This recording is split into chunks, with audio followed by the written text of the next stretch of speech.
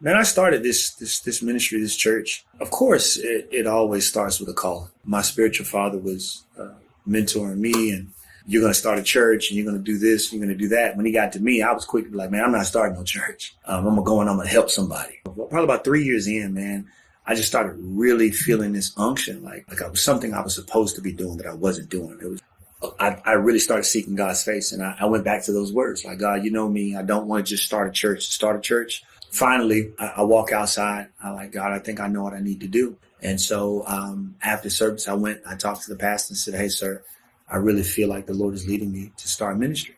He understood. I set myself to start Kingdom Life Christian Ministries. When I started the church, there's a brother of mine that we were in Okinawa, Japan together. His name is David Gaffney, man. I love this brother, man. And literally, he became like a brother. My mom took him in like a son. We were taught, man, we just taught to be faithful and serve. And I said, hey, man, I think the Lord is leading me to start ministry. And he told me, he said, man, God told me that I'm going to support you in ministry. And that's why he sent me here. Like, boom, we just knew. Man, family support. Now, this is big. Even though David and I started the ministry, and my wife, Tanya and Luana, about 4 years into the ministry, my mom came, my dad came. And man, that's when really the ministry really started to take off. And she became Mama Black. My dad currently serves. He's the lead deacon here. When they both came in, man, my family played a major part in supporting us as we move forward in the vision that God gave us. No, the original vision of Kingdom Life, man, is to reconnect with God. You know, when you think about redemption, right? You think about we once were with him and because of sin. And so we use the term reconnect because God is reclaiming what belonged to him in the first place. That's kind of like that reverberates in our ministry. So it's reconnecting to God and understanding what life is like in God's kingdom, how we want every man, woman, and child, man, to grow to where it's not just a word. We're not just coming and hearing word, but it's about doing and applying so that we can be every bit of who God purposed us to be in life, that we can impact life in every way that we've been gifted and graced to impact life. You have to be a member. You have to be a part of. You have to be connected to what you're communicating to other people. If you have not sold out to the vision itself and become a part of that vision and set yourself to grow in that vision, how can you lead others? And how can you lead people into something that you're not a part of?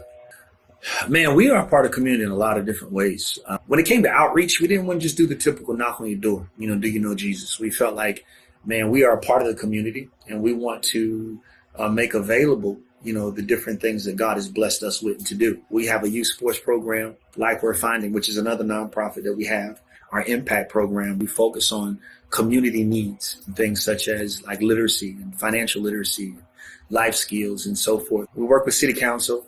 We work with our city outreach coordinator, the county commissioner. You know, that's kingdom, man. You can't really do kingdom or advance the kingdom without being a part of the community. It's not just in what we preach on Sundays, but it's what we do. We got Love Week that just wrapped up this past week where we're still doing cleanup in our community. And now we're expanding to the apartment complexes around us. So the community is a part of our the way that we make an impact. This day and age, you have to teach the Bible. I think that for us as a ministry, I don't think you can really call yourself Kingdom Life without teaching the Bible. But when it comes to the church, the body, man, we're supposed to be perfecting the saints for the work of the ministry. Mm-hmm. And you only perfect them through the word of God, right? So every message, every series of teaching, it's always based on the foundational word. Honestly, I think we stay relevant because we live in it. You know, I have some friends, man, that don't, they know who I am. They know what I stand for. I've presented the Lord to them, but they haven't accepted my faith. But we're still friends. We still know each other.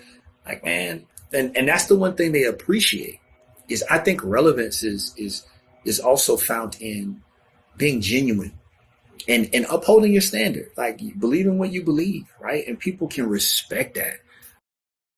As I look back from the start, I think we started this ministry on New Year's Eve, December 31st, 2003, going into 2004. The journey, I would say to any man or woman of God who says yes to the call of God, be okay with taking the stairs. Don't try to find a short way to do anything that you're doing in ministry for the Lord. I think that the process is so vital, builds wisdom, builds character, expands capacity.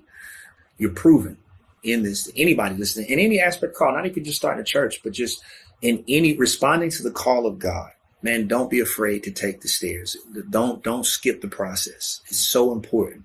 I remember Apostle William Ford, man, says, faith is not for the promise, it's for the process. The process is critical. God, he's well and able to finish what he starts. You just got to trust the process. And it's tough, and you'll go through, I've gone through a lot as a pastor. We talk about church hurt from the congregation standpoint, but as a pastor, I've been church hurt. But the process prepares you, man, to be able to minister to wounded people.